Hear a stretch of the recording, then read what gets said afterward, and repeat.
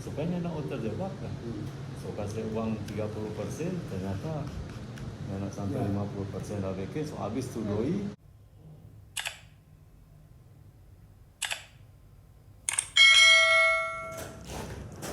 Baik, assalamualaikum warahmatullahi wabarakatuh. Selamat siang, salam sejahtera bagi kita semua. Kami Pansel berlima, Pak Sande, Pak Adnan,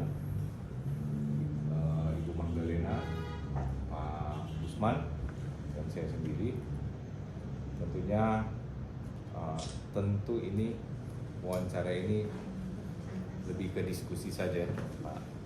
Diskusi saja terkait ada beberapa poin, ada 5 poin nanti yang akan coba didiskusikan dengan Pak Dedi. Kami coba menggali saja, berdiskusi terkait 5 poin tadi. Ada beberapa aspek terkait pemerintahan, implementasi di lapangan, manajerial, perencanaan penganggaran, dan inflasi. Olehnya, untuk yang pertama saya berikan kesempatan kepada Pansel Pak Usman Lain. Silakan. Terima kasih Pak Ketua. Sehat Pak? Alhamdulillah. Luar biasa nih Pak. Saya sih memonitor selama ini perkembangan baik secara kelembagaan, bahkan personalnya saya juga monitor, karena kemarin juga saya lihat rekam jejak dan implementasi lapangan. Salah satu Pak Teddy kan luar biasa di lapangan. Nah, ada permasalahan yang timbul sekarang Pak, kalau dalam posisi, apalagi kan membawa tentang pilkades kan. Sejauh ini Pak, kalau kami lihat itu ini di bawah ini Pak Dedi ya, ini yang terbaru nih, soal money politik di lapangan yang terjadi. Kenapa tidak ada antisipasi dari awal? Nah, itu yang mungkin yang kami lihat di lapangan, karena terkait dengan kewenangan dari campur tangan juga Bapak, mulai dari DPD dan segala macam. Nah, mungkin bisa digambarkan juga Pak soal apa sih sebenarnya prestasi dari Bapak yang bisa Bapak nilai sendiri lah tentang kinerja selama ini. Mungkin Pak Dedi silakan. Terima kasih Pak Usman. Assalamualaikum warahmatullahi wabarakatuh. Waalaikumsalam. Selamat sore. Salam. Untuk pertama dalam kaitan dengan apa yang disampaikan tadi, kalau bicara urusan pemerintahan, tentu tidak ada yang sempurna, karena perkembangan di lapangan itu adalah dinamis. Yang sempurna itu manakala kita orang menentukan regulasi, apakah itu undang-undang, kemudian permen, dan sebenarnya sampai di perda dan itu sebenarnya patron. Karena kalau bicara urusan pemerintahan, tentu sebagai administrator dia ada pemerintahan, pembangunan, dan kemasyarakatan. Kalau pemerintahan ada ukuran-ukurannya, namanya aturan. Pembangunan juga begitu. Tapi dalam konteks masyarakatan tidak ada ukuran bakunya. Karena kadangkala tidak sampai siang bisa masyarakat butuh pelayanan. Nah, terkait dengan pirsa yang disampaikan tadi, sejauh ini dalam kaitan dengan money politik, memang baik itu pilpres, pemilihan gubernur, pemilihan bupati, wali kota, memang masih agak sulit dalam kaitan mau deteksi itu. Bahkan sampai hari-hari ini belum ada semacam orang yang masuk penjara karena terjadi money politik dalam kaitan dengan pelaksanaan pesta demokrasi. Belum ada. Masa Pak? Belum ada menurut pandangan saya selama ini. Kalaupun ada mungkin Pak Usman yang tahu dari sisi media. Nah, di tingkat desa dalam hal ini dalam kaitan dengan pemilihan sendiri, memang sudah ada juga diedarkan. Kalau tidak salah 6 sampai 9 bulan hukumannya. Dari Itu regulasi Perda atau dari apa? KUHP. Tapi dalam konteks itu memang susah dideteksi oleh mungkin ada karena di Pilsam juga tidak ada pengawas. Tidak ada semacam pengawas sama dengan di Tidak ada. Tidak ada. Kecuali di pilkada maupun di apa itu ada banwas. Tapi kalau di tingkat desa tidak ada itu.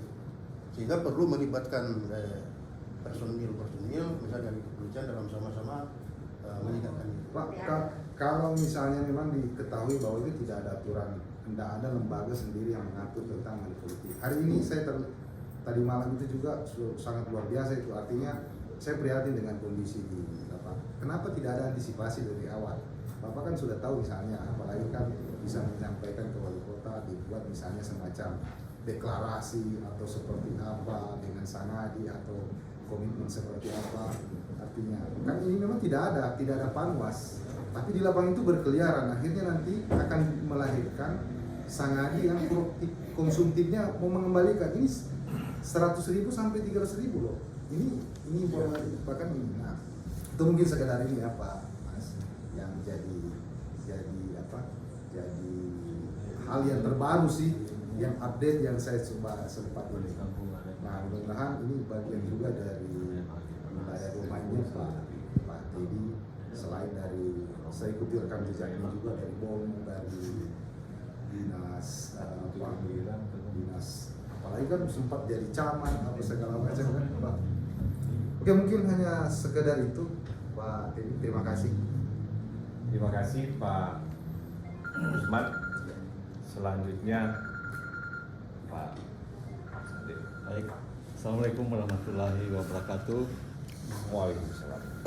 Salam sejahtera untuk kita semua. Saya hormati Pak Ketua, teman-teman Pansel, teristimewa Pak Bertandes Haji Teddy Makalalag selaku peserta seleksi pada sore hari ini. Nah, berdasarkan catatan dari inspektorat, nah ini waktu yang lalu kita masih aktif di bidang keasistenan 1 kan di bawahnya PMD kan. Nah, ada beberapa catatan yang terkait dengan kinerja dari para sanadi. Saya nggak mau jelaskan satu persatu. Pak Teddy so tahu lah siapa-siapa yang masih bermasalah dan memang belum selesai lah. Tapi itu alhamdulillah ada juga yang selesai. Tapi juga sampai saat ini kita rasa itu belum tuntas. Nah itu kalau menurut analisanya Pak Teddy selaku membawahi dari beberapa desa itu dari 15, itu kira-kira ada apa sampai bisa terjadi temuan-temuan seperti itu. Artinya sama juga yang di ASN, Dinas Badan banyak juga temuan-temuan. Nah, demikian juga di desa itu. Dan temuan itu kalau di pemerintah di Pemkot sampai sekarang kan masih ada juga yang masih tersisa. Nah, itu kira-kira penyebabnya apa itu? Kalau dilihat dari administrasi pemerintahan, kemudian pelaksanaannya, kemudian apakah monitoring evaluasinya itu yang kurang ataupun ada tapi ya tidak dikendalikan atau tidak dimonitoring secara terus-menerus. Nah, kelemahannya kira-kira di mana itu? Karena ini sangat krusial menurut kita. Boleh jelaskan? Terima kasih Pak Ketua. Pertama, dana desa ini dadakan, tidak disertai dengan perangkat. Jadi dia ada dulu, baru kemudian dicoba dikelola oleh pemerintah desa. Itu yang pertama. Kedua, tidak disertai dengan aparat pengawasan. apakah dari, bahkan sampai hari ini KPK itu tidak bisa masuk. Yang ada itu BPKP, tapi itu pun triwulan. DP tindak lanjut juga sampai hari ini tidak ada semacam atas temuan dari BPKP itu kemudian masuk. Yang ada adalah aparat internal, eksternal, tuh kepolisian dan kejaksaan itu yang terjadi. Dalam konteks itu pengawasan, sepertinya sih Pak, itu jalan. Tetapi itu kemampuan perangkat dalam kaitan dengan contoh saja, misalnya Pak Ketua, Pak Adnan, termasuk Pak Sande, bertahun-tahun, puluhan tahun dalam kaitan dengan berkecimpung di tengah-tengah, misalnya dalam penganggaran, dalam penggunaan keuangan, masih kadang-kadang ada juga temuan administrasi dari aparat pengawasan. Apalagi aparat desa yang tiba-tiba dapat dana yang memang luar biasa. Kalau di Kota Bogor mungkin dana desa sedikit, tapi alokasi dana desanya besar karena 10% dari APBD. Bahkan itulah yang menyebabkan sehingga salah satunya ini tadi terkait dengan hubungan tadi itu terjadi di lapangan itu akibat dengan Soekarno jadi kepala daerah terpilih karena tertarik dengan persoalan ini. Tapi dari sisi pengawasan sebetulnya jalan. Karena dari awal-awal dia dulu ada tim terpadu, apakah itu dari Bapeda, apakah itu dari Inspektorat, ada dari pemerintah dalam kaitan coba-coba mensosialisasikan ini. Kedua di sana juga ada pendamping desa, ada pendamping kecamatan dalam kaitan yang mencoba mereka itu dalam kaitan dengan bagaimana perencanaan, mulai musyawarah dari tingkat bawah dalam kaitan yang perencanaan sampai terjadinya itu. Tapi dibanding dengan yang lalu-lalu ini agak meningkat karena dalam kaitan dengan penyusunan perencanaan sudah ada tim yang dibentuk oleh wali kota yang melibatkan ada bagian hukum, ada bapedanya, punya yang terkait dengan dana desa termasuk dalam kaitan dengan tata cara pencairannya. Kalau dulu pencairannya ada kala sengaja itu bawa karung disimpan di rumah. Sekarang nanti habis termin 1 baru bisa diminta melalui itu tadi. Nah, dalam konteks tadi ada pasti beberapa yang mungkin kemarin sudah ada juga mungkin dari aparat penegak hukum dari APIP dalam kaitan dengan perkara ini, dalam kaitan dengan mungkin penyelidikan atau penyidikan, kira-kira begitu. Nah, kalau secara konsep meminimalisir dan itu supaya tidak terjadi karena kebanyakan dia kejadiannya pada saat pencairan itu. Nah, ada nggak satu tahapan misalnya yang harus dilengkapi oleh tenaga atau pengelola dana desa itu baru boleh mencair. Jadi kita saya contoh kalau di fisik itu biasanya itu konsultan kan evaluasi berapa DP fisik, kemudian baru boleh bayar. Nah kalau di dana desa ada nggak seperti itu? Itu sering terjadi itu antara penyerapan dana dengan fisik di lapangan karena kebanyakan di pekerjaan fisik. Ada juga sebenarnya di pemberdayaan ekonomi juga seperti itu di kasus-kasus.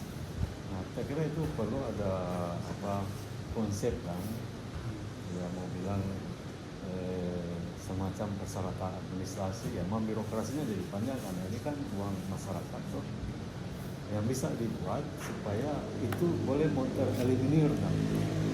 Jangan nanti 100% itu doi, ternyata fisiknya nggak selesai. Gitu. Ada nggak konsep untuk itu? Memang dalam konsep itu mesti ada regulasi, Pak. Karena selama ini dalam proses lelang itu memang kalau di tingkat desa itu tidak ada persyaratannya, bahwa cuma menggunakan pihak ketiga kerjasama dengan BPD atau yang penanggung jawab kegiatan sudah bisa langsung. Beda dengan di tingkat Koda, mungkin ada proses di atas 200 itu bisa ada karena memang regulasi untuk memainkan itu mungkin yang perlu kita orang tidak lanjuti.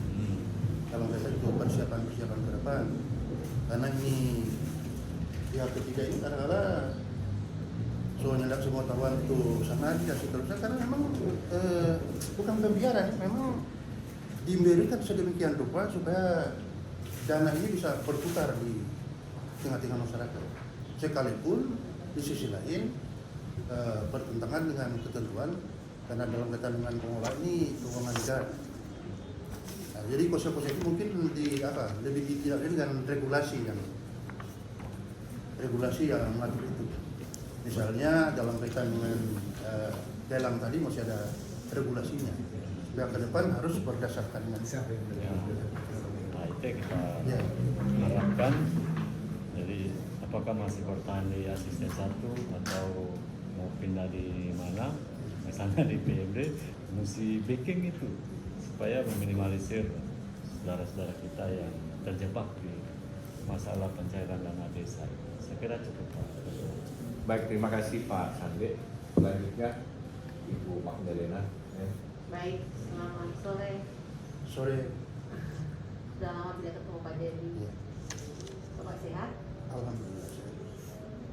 Terkait dengan manajerial, terima kasih Pak Sekda kesempatannya. Saya menyambung yang sudah disampaikan oleh Pak Usman dan Pak Sande sebelumnya terkait dengan manajerial. Nah, Pak Dedi kan APDN ya Mas ya, dari APDN. Jadi seniornya Pak juga. Ya, senior. Kalau kita bicara soal administrasi pemerintah pasti sudah dipahami. Kalau kita bicara soal dari camat, dari bawah sudah dirasakan jabatan. Nah, sebenarnya di usia seperti saat ini dengan pengalaman kerja yang banyak, Pak Teddy sebenarnya senang jadi jabatan apa ini? Belum yang kira-kira menantang, yang kira-kira nanti di situ akan teruji manajerialnya Pak Teddy. Kita diskusi nih, jadi saya tanya jawab langsung aja. Terima kasih. Memang kalau kemudian yang ditanyakan, kalau menurut kita sebetulnya semua tempat sih bisa. Yang paling menantang Yang paling menentang kita kira DP3. segala tempat itu banyak tantangan. Ada tantangan. Iya. Yang kira-kira paling kan semua sudah dialami banyak ya. Sebenarnya kalau di APDN atau IPDN menjadi camat itu kayak given. Menjadi asisten 1 pun given sebenarnya. Menjadi sekda pun demikian. Jadi sebenarnya ada jabatan-jabatan tertentu yang bukan rahasia umum, tapi umumnya orang merahasiakan bahwa itu sepertinya jatah anak PDN atau APDN. Kenapa? Karena manajerialnya sudah teruji. Kemudian yang kedua, jika dibutuhkan lobby-lobby secara nasional, mereka memiliki jaringan yang banyak seperti itu. Nah, tapi kayak bilang ini Mehat atau hati kecilnya Pak Teddy, sebenarnya jabatan apa kira-kira yang Pak Teddy harapkan, inginkan sehingga itu bisa menguji betul-betul jiwa Pak Teddy. Lepas dari Pak Teddy memang anak APDN yang selalu katanya siap ditempatkan di mana saja, pastinya ada yang rasanya saya kalau hadir di situ saya ingin jadi A, B, C, D. Saya sini. Memang kalau persoalan itu jangan sampai dianggap kita memilih. Jangan sampai kita memilih, sehingga kalau persoalan itu memang saya serahkan semuanya Pak Sekda selaku Panglima. Ini berarti masih ke bawah di sana APDN. Saya berikan kepada Pak Sekda untuk menentukan sebagai Kalau Panglima begitu dan pertanyaan saya balik. Di mana Pak Teddy rasa Pak Teddy itu gagal ketika menjabat itu? Waktu jadi camat kah? Ataukah asisten satu ini ketika akan diganti kayaknya masih akan ada lagi yang Pak Teddy harus buat?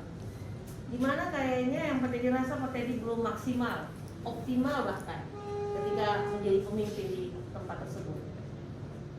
Kalau dalam kaitan dengan selama ini dalam kaitan dengan pelaksanaan tugas, tentu kalau mau cari yang berhasil tentu Gagal. tidak. Yang gagal gimana kira-kira? Dalam tanda kutip gagal ya?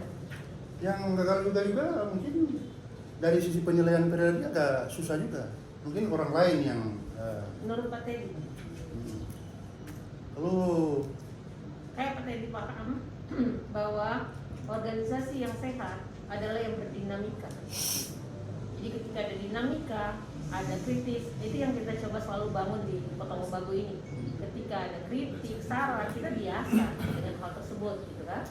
Nah, sehingga hal yang pertama yang harus dilakukan ketika memegang jabatan di Kota Mobagu ini adalah bukan orang yang anti kritik, berarti siap dikritik.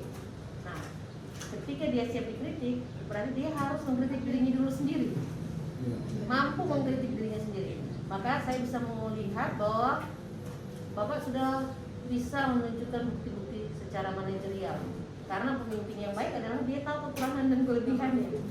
Kalau seandainya Pak Teddy jawabannya politis, diplomatis, itu tidak bisa mengukur. Saya secara pribadi tidak bisa mengukur karena saya tidak bisa melihat sebenarnya seorang Teddy Makalalap ini seperti apa profil aslinya. Gitu. Saya tidak bisa bikin apa-apa. Tidak bisa lanjut ke pertanyaan berikut kalau Pak Teddy tidak jawab. Gimana Pak Teddy? Kira-kira yang Pak Teddy rasa saya kurang pas di sini. Waktu saya menjabat ini saya kurang melakukan ini. Kira-kira jujurnya di mana?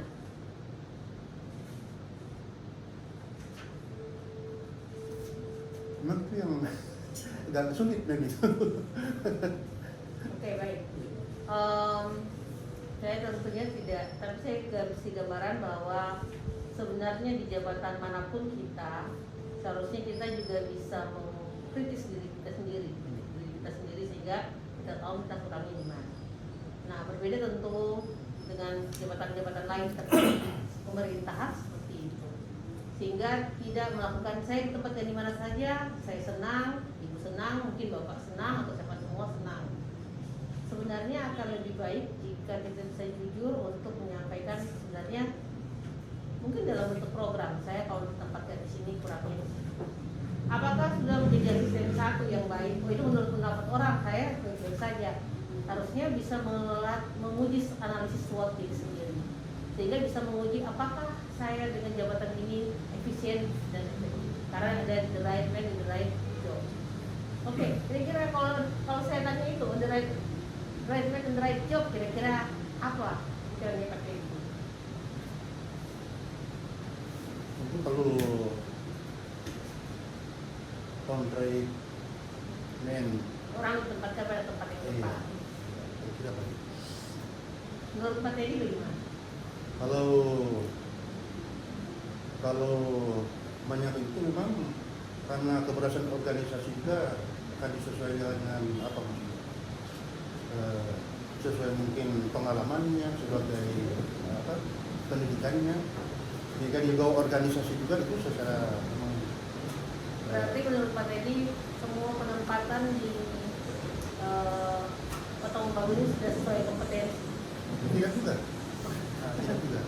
Apa aja yang tidak juga? Karena pada suatu ketika dia akan masuk itu pasti dia belajar.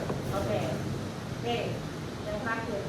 Sebenarnya kalau mamanya Pak Teddy jadi Setwan, jika Pak Teddy nanti di masyarakat, lihat masyarakat ya, masyarakat. Sebenarnya gambaran orang jadi Setwan itu contohnya harusnya pejabatnya punya kriteria apa? Atau kompetensi apa? Keahlian apa? Profilnya harus seperti apa? Jadi kalau kita beli komputer kita cari speknya, speknya harus seperti apa? Spesifikasinya harus seperti apa? Dari sisi pendidikannya gitu. Nggak tahu pokoknya speknya apa? Bisa dari pendidikan, dari mana saja? Berbagai Pendidikan, sisi. pengalaman sih, politik sih bisa. Setuan. Itu kata Kalau dia dari camat langsung jadi setuan bisa? bisa juga. Bisa ya? Dari DP3A tidak ke setuan bisa? Bisa. Bisa juga. Kalau dia dari Dinas Muda dan Olahraga Bisa juga. bisa juga jadi Sama setuan. bisa. Kalau dia dari asisten 1 dia Bisa, turun bisa. camat dulu baru nanti jadi Bisa. setuan bisa. Jadi pada dasarnya tidak ada kriteria. Tidak ada. Semua boleh jadi Boleh. setuan. Boleh. Kalau begitu kira-kira Pak Teddy juga bisa? Bisa. Semua bisa. Kan persoalannya kan dari apa namanya, arahan dan kebijakan ini. Oke. Baik. Dan saya cukup terima kasih Pak Teddy. Bagaimana Pak Teddy melihat kondisi yang kaitannya dengan perencanaan dan penganggaran yang ada di Kota Mobagu ini, maupun secara nasional melihat, kemudian bagaimana sebenarnya atau apa upaya-upaya terkait dengan kondisi yang ada saat ini, upaya ataupun ada pola pikir Pak Teddy terkait itu, ataupun ada strategi lain yang bisa mengatasi kondisi saat ini yang orang tahu bersama. Kondisi saat ini dana transfer dari pusat itu tiap tahun berkurang, baik DAU, DBH maupun DAK. DAK aja tahun ini orang tinggal menerima 2 bidang pendidikan, bidang kesehatan. Nah, bagaimana Pak Teddy melihat kondisi seperti ini, kemudian bagaimana seharusnya kebijakan yang diambil oleh pemerintah kota dalam menyikapi hal ini? Silakan. Terima kasih Pak Ketua. Dalam konteks kebijakan yang diambil oleh pemerintah kota, tentu pertama kita menyesuaikan dengan transfer dan lain-lain sebagainya. Yang kedua dari sisi penganggaran kita lebih memprioritaskan dalam kaitan dengan capaian-capaian indikator yang belum terselesaikan. Kemudian lebih efisiensi dalam kaitan dengan menyesuaikan dengan kondisi anggaran yang terjadi. Apakah ada cara-cara lain di samping penajaman terhadap indikator tadi, kemudian melakukan efisiensi di berbagai bidang? Apakah ada cara-cara lain yang bisa diterapkan oleh kita bersama-sama, baik pemerintah kota maupun pemerintah desa yang ada di Kota Mobagu? Memang dalam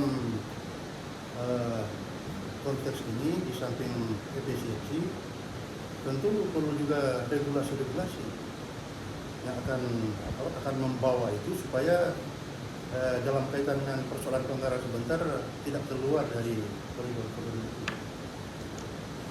Betul begitu. Ada yang mengatur itu. Iya, mengatur.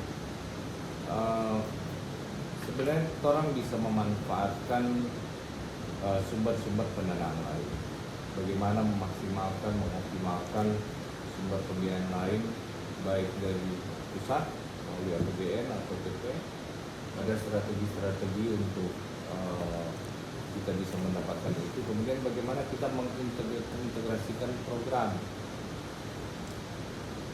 diselaraskan program pemerintah daerah dengan tadi sempat disinggung sebenarnya tadi. Ada berbagai program di desa, pemerintah daerah yang bisa saling mendukung. Orang bisa tarik program dari desa itu untuk mendukung bagaimana pencapaian dari kita yang ada di tingkat kota. Saya pikir cuma itu. Selanjutnya dari Pak Adnan, silakan. Baik, terima kasih Ketua, Pak Sekda, Pak Dr. Andes, jadi Mapala yang saya hormati. Barangkali yang menggelitik saya ada antara hampir semua berkaitan. Kota Mobagu itu dalam beberapa tahun terakhir, bahkan dari sejak lahir itu dianggap prestasinya cukup mumpuni. Kalau di Sulawesi Utara dianggap di atas rata-rata. Nah, barangkali pertanyaan sederhana saya di awal, kira-kira apa yang kurang lagi di Kota Mobagu ini? Kemudian kira-kira masalah apa yang kadang-kadang kan kita kalau berdiri sebagai pejabat, dah banyak sekali masalah di sini. Ini tidak kelar-kelar. Nah, kira-kira yang Pak Teddy tangkap kira-kira apa di di pertanyaan saya ini kira-kira apa yang pertama terlintas di kepala Pak Ketua? Masalahnya ada di sini sebenarnya. Orang masalah apa sebenarnya yang sekarang sementara viral di Kota Baru? Jadi pertama kan Kota Mobagu ini dari awal sesuai dengan visinya kota jasa dan perdagangan.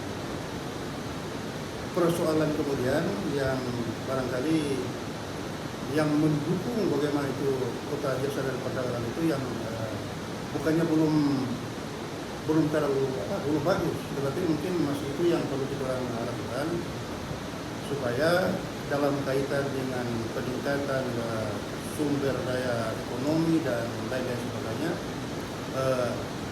bisa tersesuaikan dengan apa yang menjadi visi-visi Kepala itu sendiri. Ya, ada kaitan tadi dengan pertanyaan Pak Gusman yang terkait corruption di wilayah.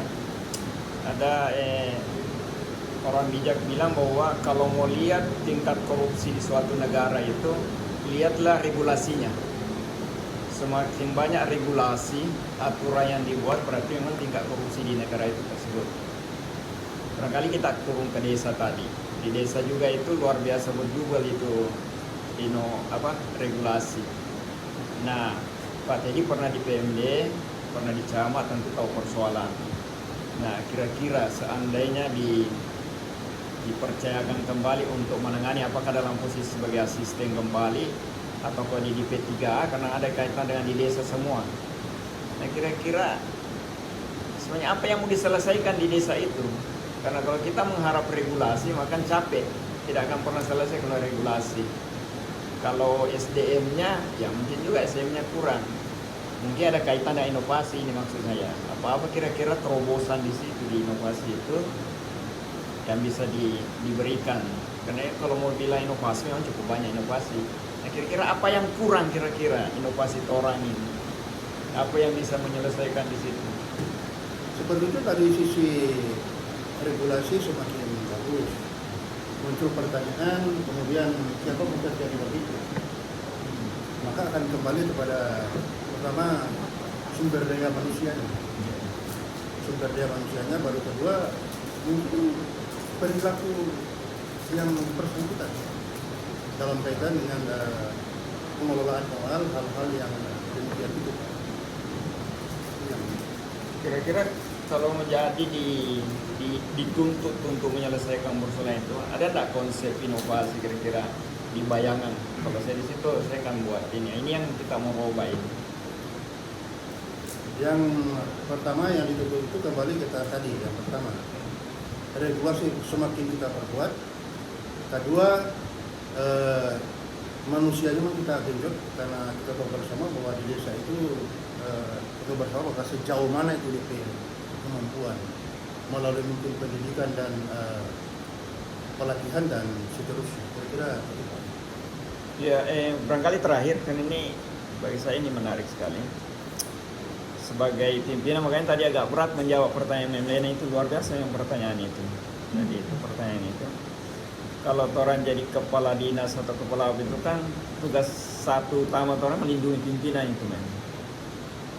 Kalau di desa di Sangani itu cukup bermasalah sekarang, itu keterlibatan orang di situ adalah satu melindungi pimpinan.